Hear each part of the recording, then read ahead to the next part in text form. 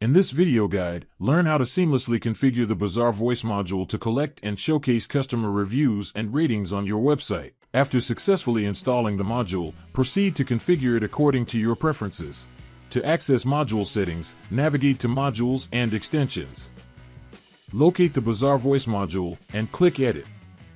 Toggle to enable. Choose Full Catalog Feed option. Enter FTP details for feed upload. Specify FTP port, user, and password. Provide last successful upload date. In the Platform Settings section, choose the required sales channel by clicking on its tab. Enter client name and site ID provided by Bazaarvoice. Select the deployment environment, staging or production.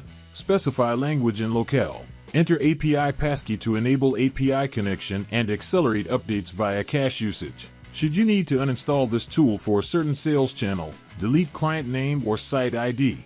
We hope this guide will help you effectively collect customer reviews and product ratings and transfer them to relevant products on your website. Thank you for choosing the Bazaarvoice module.